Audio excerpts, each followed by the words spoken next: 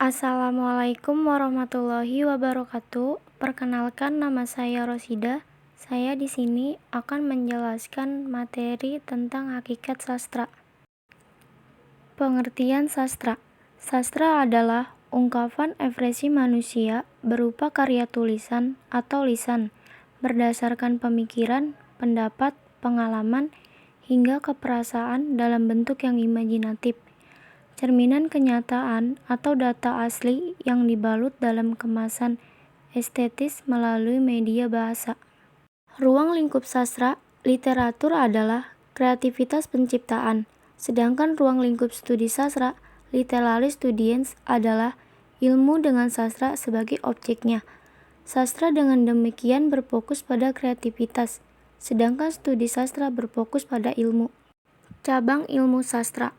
Yang pertama, teori sastra. Teori sastra adalah cabang ilmu sastra yang mempelajari tentang prinsip-prinsip, hukum, kategori, kriteria, karya sastra yang membedakan dengan yang bukan sastra. Selain itu, teori sastra juga membahas mengenai aspek-aspek yang terkandung dalam sebuah karya sastra, seperti makna, gaya bahasa, struktur penulis, serta unsur-unsur, baik itu unsur intrinsip maupun unsur ekstrinsip yang membangun sebuah karya sastra. Kritik sastra adalah cabang ilmu yang menganalisis, menafsirkan, serta memberi penilaian terhadap karya sastra.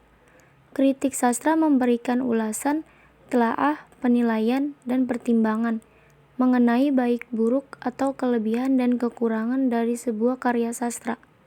Sejarah sastra adalah cabang ilmu sastra yang mengkaji mengenai perkembangan karya sastra dari waktu ke waktu. Menurut Pananian, berdasarkan aspek kajiannya, sejarah sastra dibedakan menjadi 3. Yang pertama, sejarah kronologis, yaitu sejarah sastra yang mempelajari karya sastra dengan berdasarkan pada babakan waktu atau periodisasi tertentu.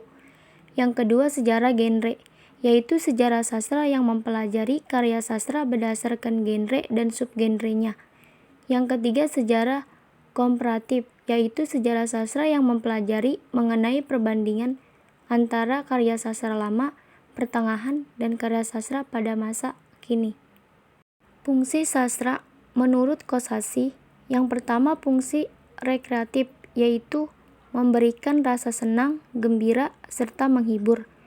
Yang kedua, fungsi didaktif, yaitu mendidik para pembaca karena nilai-nilai kebenaran dan kebaikan yang ada di dalamnya. Yang ketiga, fungsi estetis, yaitu memberikan nilai-nilai keindahan. Yang keempat, fungsi moralitas, yaitu mengandung nilai moral yang tinggi sehingga para pembaca dapat mengetahui perihal yang baik dan buruk. Yang kelima, fungsi religiusitas, yaitu mengandung ajaran agama yang dapat dijadikan teladan bagi pembacanya. Menurut Horace, mengungkapkan bahwa fungsi sastra adalah indah atau menghibur dan berguna. Masalah yang kemudian muncul dari pernyataan itu terletak pada definisi indah, menghibur, dan mengguna. Jika didefinisikan dalam arti sempit, solusi dari permasalahan tersebut telah diberikan oleh Welek dan Walen, yaitu dengan memaknai indah, menghibur, dan berguna tersebut secara luas. Indah menghibur jika diartikan secara luas bisa tidak membosankan, tidak menimbulkan rasa tertekan, atau tidak membuat depresi. Sementara itu, berguna dapat diartikan tidak menyia-nyiakan waktu dengan menggunakan pengertian secara luas seperti itu. Maka fungsi sastra, sebagaimana ditawarkan oleh Horace, masih dapat dianggap relevan dalam kehidupan sekarang.